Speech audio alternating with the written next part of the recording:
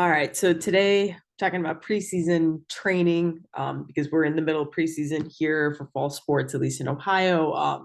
Also colleges and other pro sports are in this too. So here we go. And I forgot my headphones, so there may be a lot of background noise from the gym here, and that's just I apologize for that. All right, so a couple things that coaches need to address, and even if you are a coach that's in the middle of a preseason, just understanding that starting to build some of these things into your training is good, and you still have the first few weeks of season. Your goal is to be peaking for playoffs or conference, time or whatever that is.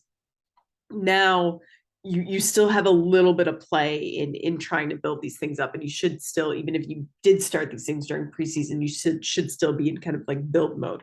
So first off is heart rate. So you want your athletes to be at a heart rate that's similar to what is seen in matches. So tracking data helps with this. So if you have things like heart rate monitors that your players are wearing, if there's a way that they have, even if you don't have access to those things, can they wear, a Fitbit during a high intensity scrimmage and just compare that to there's norms out there that you can look up online and see if that compares to what's being seen in a match. Numbers in your training at certain points should be similar to what's seen in matches. That's not saying that you should go all out all the time during every practice, but they should be building up towards those so that the first match of the season, your players aren't, gasping for air the whole time.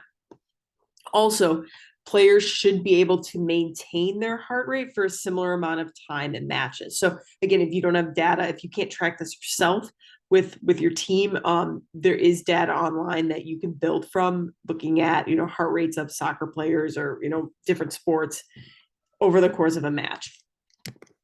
The next thing along those lines is high speed running. So the amount of sprinting that you do. So the number of short sprints, I'm going to use soccer for an example because it is the start of soccer season here.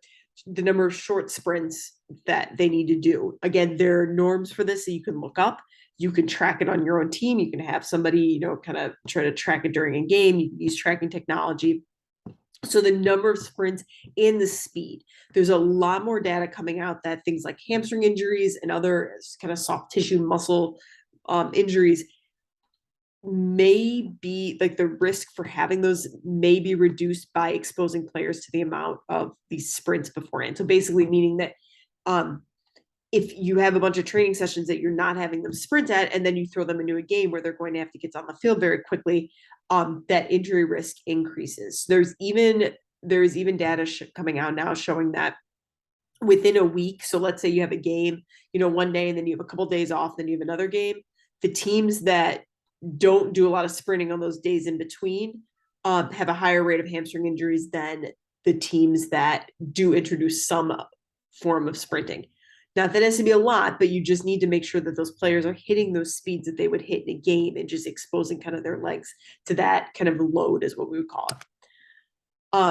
Again, building off of that, accelerations and decelerations. So making sure that you build the ability for players to speed up, but then also be able to hit the brakes quickly. So there's other videos on the YouTube channel about decelerations and their role in injuries. So I refer you to those for more information, but we need to build up those. So you need to, if a player is going to be stopping and starting a certain number of times in a game, and there's norms for this online that you can look up if you need to, or you can use tracking data to track this in your own team, and then start to kind of plan practices from that. You need to build their capacity to do that, just so that you aren't throwing their joints and their muscles and tendons and ligaments into this without having the proper exposure to it. Something that's not so much fitness related that I think it's forgotten about is technical skill. Some coaches, they either just run their players all preseason and do like no ball work, or there's some coaches that do, no fitness, and you want to have a balance of both. So is your team playing enough soccer? If you get their ability to sprint, your players have very ability to sprint, but you're not building their touch of the ball, they're not going to do well. So, this is also very important.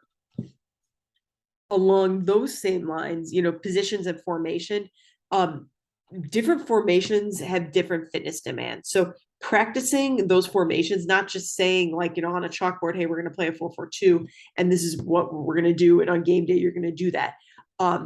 They need to get used to the physical demands of that system. The best example I have for that is the Liverpools and Manchester Cities of the world that play a very high pressing form of soccer. That takes a lot of fitness to build up to do that. So they had to build up to be able to withstand that for an entire 90 minutes.